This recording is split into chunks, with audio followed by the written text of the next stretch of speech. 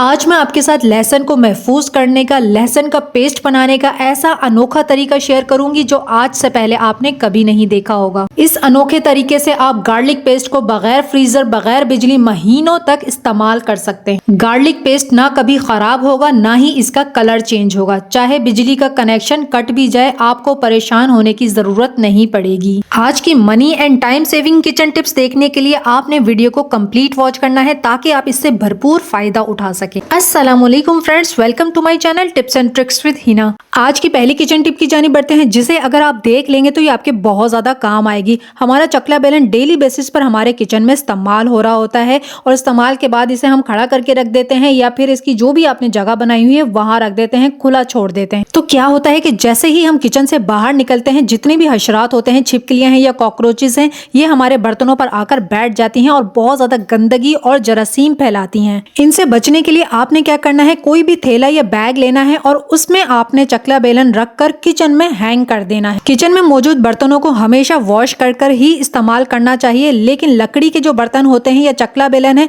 अगर आप इन्हें इस्तेमाल करने से पहले बार बार वॉश करेंगे तो इनको भी ड्राई करने में काफी ज्यादा टाइम लग जाता है और फिर रोटी बार बार चिपकती है। तो चकले बेलन को अगर आप कवर करके रखेंगे तो इस पर कीड़े मकोड़े नहीं बैठेंगे और ना ही इसे बार बार वॉश करने की जरूरत पड़ेगी। हमारी अगली किचन टिप भी बहुत ज्यादा अमेजिंग है। इस तरह के जो जूसर, ग्राइंडर और चॉपर वगैरह होते हैं ना, इनके जो नीचे का एरिया है ये काफी ज्यादा गंदा हो जाता है। अगर हम इन्हें टाइम टू टाइम क्लीन नहीं करते हैं तो जितनी भी गंदगी होती है ना, वो इसमें जमी रह जाती है और मशीनरी काम नहीं करती है, जैम हो जाता है, हमारा चॉपर ग्राइंडर खराब हो जाता है। तो इनको क्लीन करने का बहुत ही ईजी तरीका ये है कि हमारे घर में जो है ना, ब्लीच जरूर मौजूद होता है जिससे हम कपड़ों को साफ करने के लिए यूज करते हैं। तो बिल्कुल थोड़ा सा, यानी कि एक ढक्कन आपने ब्लीच लेना है और जो गंदा एरिया है ना चॉपर का या ग्राइंडर का, उसके पीछे आपने ये डाल देना है और इसी तरह से आपने थोड़ा सा पानी इसके साथ डाइल्यूट कर देना है। इन दोनों चीज़ों को मिलाकर आपने ना इसको थोड़ी देर के लिए छोड़ देना है, 5 से 6 मिनट के लिए।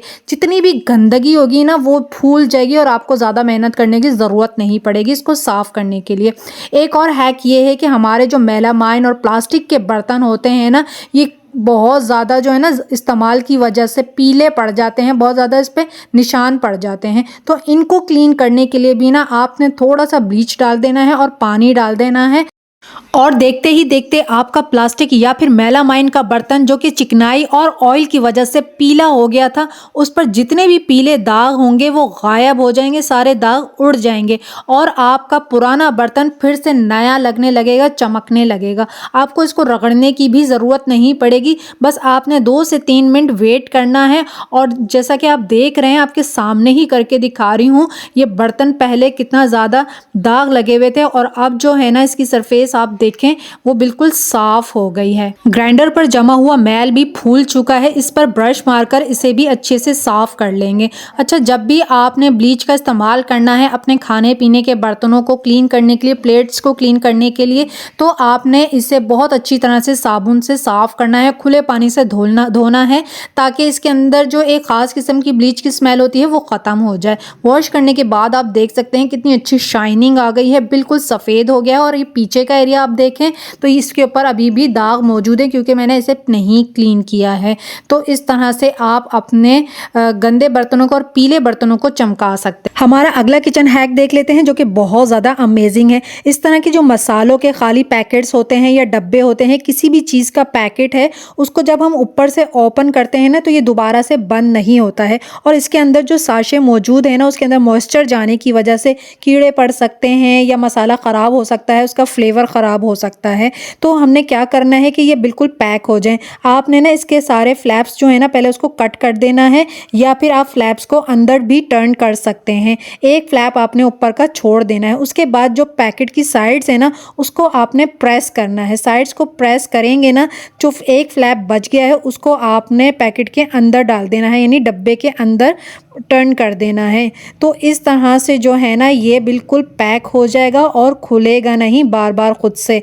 तो इस तरह से जो आपके मसाले हैं ना उनकी खुशबू मेंटेन रहेगी, उसमें कीड़े नहीं पड़ेंगे, मॉइस्चर नहीं जाएगा और ये सलीके से रखे हुए भी नज़र आएंगे, चाहे आप इसे फ्रिज में रखें या फिर आप इसे फ्रिज के बाहर रखें। छोटे बड़े बॉक्सेस को इस तरह से बंद करने का ये आइडिया मुझे तो बहुत पसंद आया, आप भी ज़रूर ट्राई कीजिए। हमारी अगली किचन टिप देख लेते हैं। रिसेंटली मैं कराची गई थी तो वहाँ से कड़ी पत्ता लेकर आई थी और इसको मैंने गीले कपड़े में लपेट कर शॉपर में डालकर रख लिया था और पंजाब आए हुए मुझे तकरीबन 17 से 18 दिन हो गए हैं और अब मैंने इसको खोला है और यकीन करें इसकी खुशबू बिल्कुल मेंटेन है, बिल्कुल फ्रेश है, जैसे अभी इसको बाजार से लेकर आए हों। बिल्कुल नहीं मुरझाया है, कोई पीला पत्ता नहीं है इसके अंदर, बिल्कुल फ्रेश है। और कड़ी पत्ता जो है ना मुझे बहुत ज़्यादा पसंद है, खानों में इसका इस्तेमाल बहुत ज़्यादा मुझे अच्छा लगता है, इसका फ्लेवर बहुत ज़्यादा पसंद है। तो पंजाब में ये कहीं भी नहीं मिलता है। जब मैं सियालकोट में रहती थी तो वहाँ भी मैंने काफ़ी पता किया, ये मुझे नहीं मिला।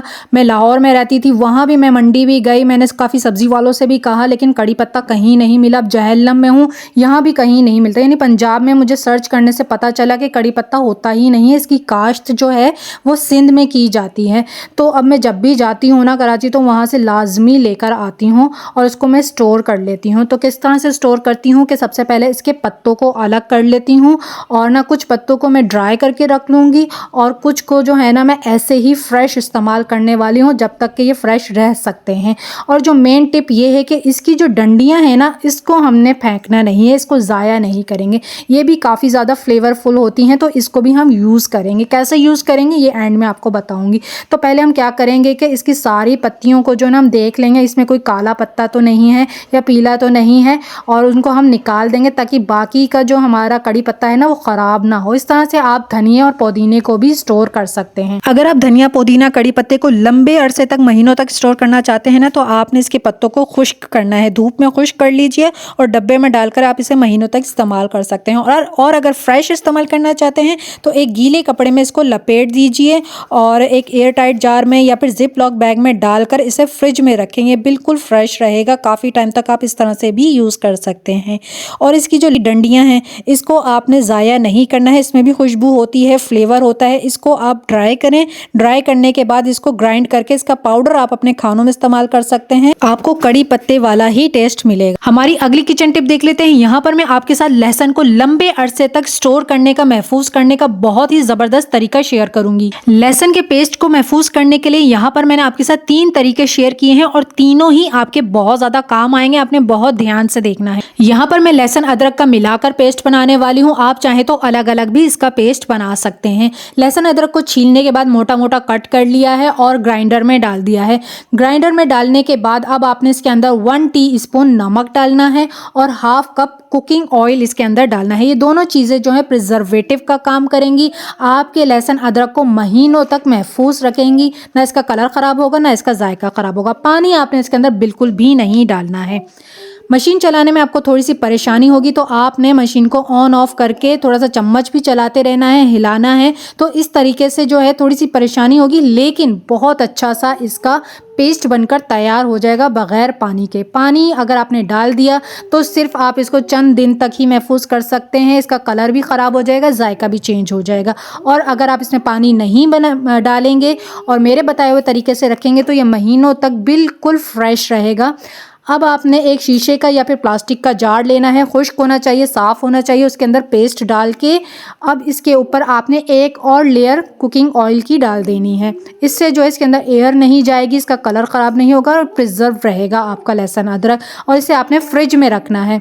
यहाँ पर मैं आपके साथ फ्रिज में रखने का तरीका भी बताऊँगी, फ्रीज़र में रखने का भी बताऊँगी और लहसुन अदरक के पेस्ट को आप बग़ैर फ्रिज के किस तरह से स्टोर करेंगे वो तरीका भी बताऊँगी। आपने सब्र तहम्मुल से वीडियो को कंप्लीट वॉच करना है। सेकेंड मेथड ये है कि आपने लहसुन अदरक को ग्राइंडर में डाल देना है और 1 कप पानी डाल के इसको ग्राइंड कर लेना है। स्मूथ सा पेस्ट बनाने के बाद अब आपने एक आइस क्यूब ट्रे लेनी है और उसके अंदर आपने पेस्ट डाल देना है। इसको फ्रीज़र के अंदर रख के जमा लेना है। जब ये अच्छे से फ्रीज़ हो जाएगी तो इसके क्यूब्स को निकाल कर आपने एक जिप लॉक बैग में या शॉपर में डाल देना है और इसको फ्रीज़र में डालकर आप महीनों तक इस्तेमाल कर सकते हैं। ना इसका कलर ख़राब होगा ना इसका टेस्ट ख़राब होगा। तो ये सेकेंड सेकंड मेथड है लहसुन अदरक के पेस्ट को फ्रीज़ करने का या इस्तेमाल करने का। और जो थर्ड मेथड है ये भी बहुत ही ज़बरदस्त तरीका है। इसमें ना आपको फ्रिज में रखने की टेंशन होगी, ना लाइट जाने की टेंशन होगी, ना बिजली का मसला होगा और ना ही इसका कलर ख़राब होने की टेंशन होगी। तो यहाँ पर आपने क्या करना है कि लहसुन को पहले आपने बारीक बारीक चॉप कर लेना है। ये स्टेप करना ज़रूरी है। ये क्यों कर रहे हैं ये आगे आपको समझ में आ जाएगा। अब जो है आपने एक बर्तन लेना है, कढ़ाई लें या पैन लें और उसके अंदर आपने 1 कप सूजी डालनी है। सूजी डालने के बाद अब हम इसमें चॉप किया हुआ लहसुन डाल देंगे और मीडियम टू लो फ्लेम आपने स्टार्ट में रखनी है और लहसुन को आपने ड्राई रोस्ट करना है। स्टार्ट में आपने मीडियम फ्लेम रखना है और जैसे सूजी गर्म हो जाएगी तो फिर आपने लो फ्लेम पर इसको ड्राई रोस्ट कर लेना है। 10 से 15 मिनट आपको लगेंगे और ये बहुत अच्छे से ड्राई हो जाएगी। ये बहुत ही बेहतरीन तरीका है लहसुन को लंबे अरसे तक स्टोर करने का, डिहाइड्रेट करने का। अगर आपके पास कोई ओवन नहीं है, डिहाइड्रेटर नहीं है तो इस तरह से आप लहसुन को ड्राई कर सकते हैं। जब लहसुन का कलर गोल्डन ब्राउन हो जाएगा तो आपने चेक करना है कि लहसुन अच्छी तरह से ड्राई हुए हैं या नहीं हुए हैं।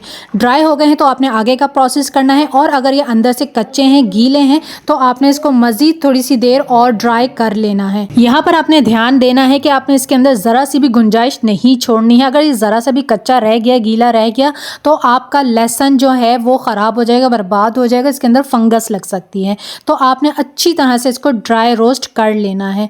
उसके बाद आपने एक छन्नी या टोकरी लेनी है और लहसुन को छान लेना है। सूजी अलग हो जाएगी, लहसुन अलग हो जाएगा। और जो सूजी है उसको आपने हरगिज़ ज़ाया नहीं करना है, इसको आपने महफूज करके रख देना है नेक्स्ट टाइम के यूज़ के लिए। अब जो है आपने जो लहसुन अलग किया था इसको हम ग्राइंड कर लेंगे, इसका फाइन पाउडर बना लेंगे। फाइन पाउडर जब इसका बन जाएगा एक एयर टाइट जार के अंदर डालकर हम इसको किचन में रखेंगे। इसको फ्रिज में नहीं रखेंगे, चाहे लाइट हो या ना हो, फ्रिज हो या ना हो। बग़ैर फ्रिज और बग़ैर लाइट के भी आप इसे महीनों तक नहीं बल्कि सालों तक महफूज कर सकते हैं। इस तरह से लहसुन का जब आप पाउडर बनाकर रखेंगे ना इसका कलर ख़राब होगा, ना इसकी खुशबू ख़त्म होगी और ना ही इसके जायके में कोई फ़र्क आएगा। और बहुत सारी रेसिपीज़ में आप लहसुन के पाउडर का इस्तेमाल कर सकते हैं। गार्लिक पाउडर को हमने थोड़ा फास्ट तरीके से बनाया है इसलिए आपको इसका कलर थोड़ा सा डार्क लग रहा होगा। और अगर आप चाहते हैं कि इसका कलर बिल्कुल वाइट रहे तो उसके लिए आपने गार्लिक को चॉप करने के बाद धूप में सुखाना है। 3 से 4 दिन लग जाएंगे, ड्राई हो जाएगा तो पाउडर बना लीजिए। इस तरह से इसका कलर जो है वो बिल्कुल ठीक रहेगा। इसी तरह की amazing kitchen tips and tricks के लिए, किचन हैक्स के लिए, किचन ऑर्गेनाइजेशन आइडियाज़ के लिए मेरी वीडियोस को फॉलो कीजिए। Thanks for watching. अल्लाह हाफिज़।